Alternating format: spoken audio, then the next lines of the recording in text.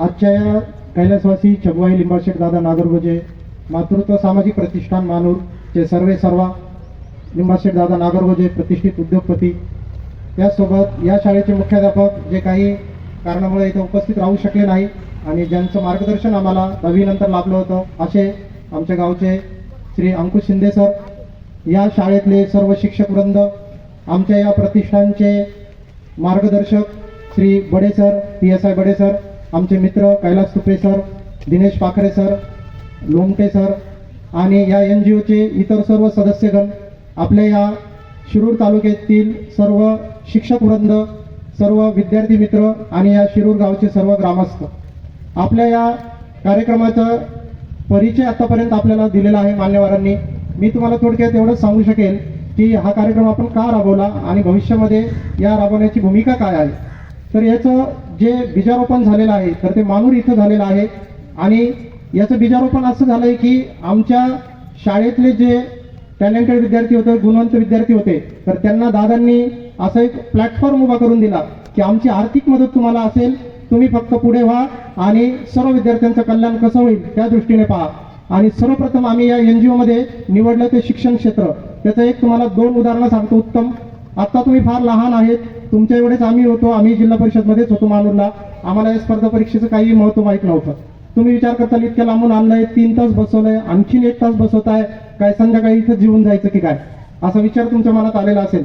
पण ज्यावेळी तुम्ही 10 वर्षानंतर कुठेतरी जाल त्यावेळी लक्षात येईल की हे आपल्याला किती महत्त्वाची घडामोडी किंवा किती महत्त्वाचं प्लॅटफॉर्म होतं. तर मानूर इथे असताना इयत्ता 9वीला आम्हाला इंग्रजीमध्ये एक घटक होता, वर्ल्ड वॉर. म्हणजे काय? जागतिक युद्ध. आता कोणाचं युद्ध चालू आहे? मोठ्याने सांगा जरा. वडापाव खाल्ला नाही तुम्ही? मोठ्याने सांगा. अमेरिका आणि इराण. तर अशाच प्रकारचं दुसरं जागतिक युद्ध पण झालं होतं 1939 ते 45ला. तर त्याचा एक धडा होता आम्हाला आणि तिथं आम्हाला देशमुख सर नावाचे एक सर शिकवत होते इंग्रजी. दादांना माहीत असेल देशमुख सर, ते रिटायर झाले आता. तर तिथं त्यांनी सांगितलं होतं की 2 जागतिक महायुद्ध झालेत, 3रं जागतिक महायुद्ध कशामुळे होणार आहे तुम्हाला माहिती आहे का? भविष्य पाहिले का तुम्ही? आत्ताचं महायुद्ध आहे का? नाही, ते छोटं होतं, ते होणार होतं पण आता ते सीजफायर झाले, युद्धविराम झालेला आहे. तर त्या देशमुख सरांना आम्ही विचारलं, सर आम्हाला काही माहित नाही, तुम्हीच सांगा. त्यांनी सांगितलं की पाण्यावरून 3रं जागतिक महायुद्ध होणार आहे. पाण्याची जी कमतरता आहे ना, पाण्यामुळे भांडतील लोक. पिण्याचं पाणी खूप कमी, 3% आपल्या जगामध्ये, आणि त्या पिण्याच्या पाण्यावरून इतके भांडणं होतील की 3रं जागतिक महायुद्ध होऊ शकतं. आणि ही गोष्ट आहे 2001 सालची आणि त्यांनी ते सांगितलेलं आमच्या लक्षात होतं. 2011 साली बडे सरांना माहिती आहे 1869 जागांची जाहिरात आली होती. त्या जाहिरातीच्या PSIच्या इंटरव्ह्यूला आम्ही होतो. तर तिथं मुख्य परीक्षेमध्ये औरंगाबादला असताना एक प्रश्न आला होता, 3रं जागतिक महायुद्ध कशामुळे होण्याची शक्यता आहे. कुठल्याही पुस्तकामध्ये कुणीही वाचलेलं नव्हतं ते, कारण ते पुस्तकात दिलेलंच नव्हतं, त्याचं कोणता तरी एखादा संदर्भ ग्रंथ असेल. पण देशमुख सरांनी सांगितलेलं ते वाक्य माझ्या लक्षात होतं 2001 साली सांगितलेलं की 3रं जागतिक महायुद्ध हे कशामुळे होईल? पाण्यामुळे होण्याची शक्यता आहे. तिथे तो पर्याय होता, मी लिहिला. सर्व आमचे 10-12 मित्र बाहेर आले आणि त्यांनी विचारलं की एक प्रश्न खूपच कठीण आला होता, त्याचं पुस्तकात कोणत्याच पुस्तकात उत्तर नव्हतं. म्हटलं कुठलं? ते म्हटलं जागतिक महायुद्ध. एवढे पुस्तक वाचले मी 100, पण कुठेच नव्हतं.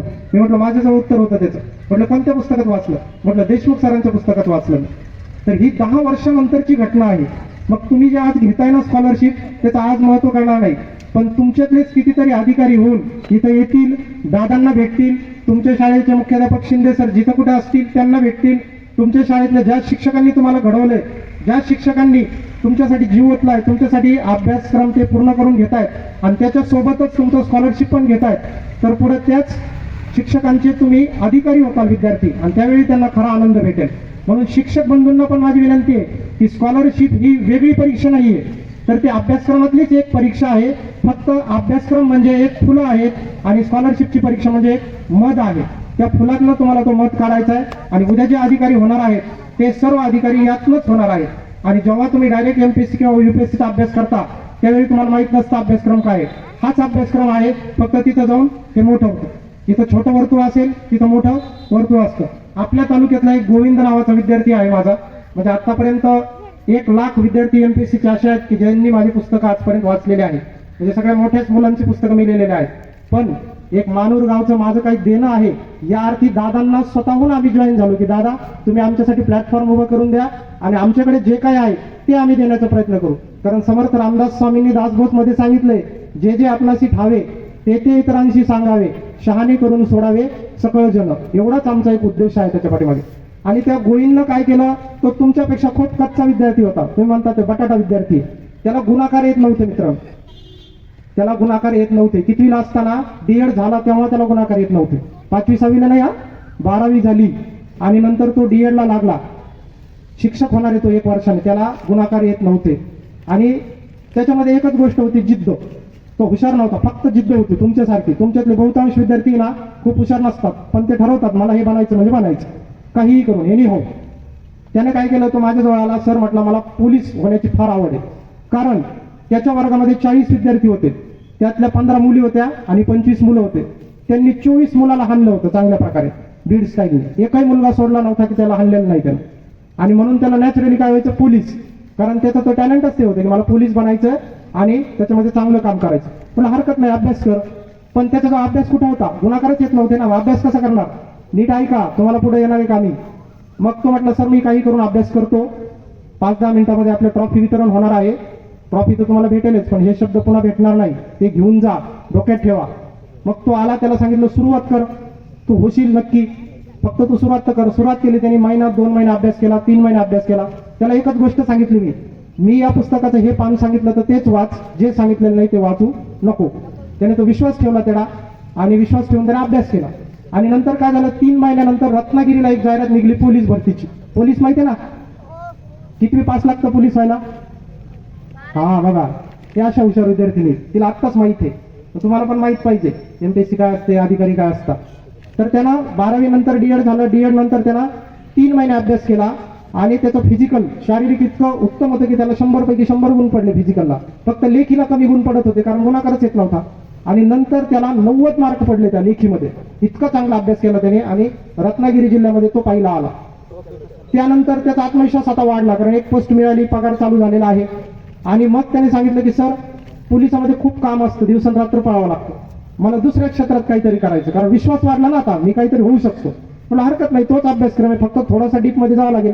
आता तू तळ्यात पोहत होता, आता तुला खोल विहिरीत पोहावं लागेल. म्हटलं हरकत नाही सर, मी करतो तेवढं. त्यानं केलं. आणखी 2 महिने अभ्यास केला.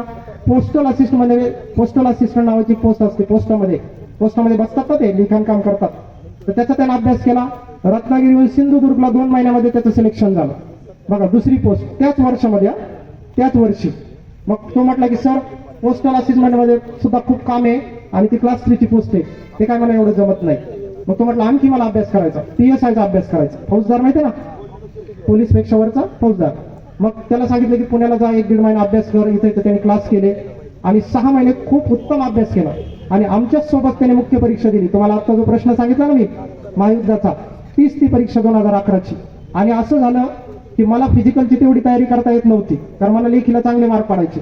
आणि त्याचं फिजिकल खूप चांगलं होतं, शारीरिकदृष्ट्या तो चांगला होता आणि त्याला लेखीला कमी मार्क पडायचं. मी त्याला सांगितलं तू मला 1 महिना ट्रेनिंग दे, मी तुला 1 महिना ट्रेनिंग देतो. असं आम्ही साठल होतं केलं. तो मला फिजिकल शिकवायचा. मी कधीच गोळा फेकला नव्हता आयुष्यात. तिथं 2011ला पहिल्यांदा गोळा फेकला, पण पोटात गोळा उठायचा नको वाटायचं. पण म्हटलं आपल्याला इंटरव्ह्यू तरी द्यायचं. आणि नंतर फिजिकलला त्याने माझी तयारी करून घेतली, मी त्याची लेखीला तयारी केली. दोघंही मुख्य परीक्षा पास झालो. इंटरव्ह्यूला होतो औरंगाबादला. आणि तिथे काय झालं, इंटरव्ह्यू त्याने आजपर्यंत दिला नव्हता, कारण पोलिसाला इंटरव्ह्यू नसतो, पोस्टल असिस्टंटला इंटरव्ह्यू नसतो.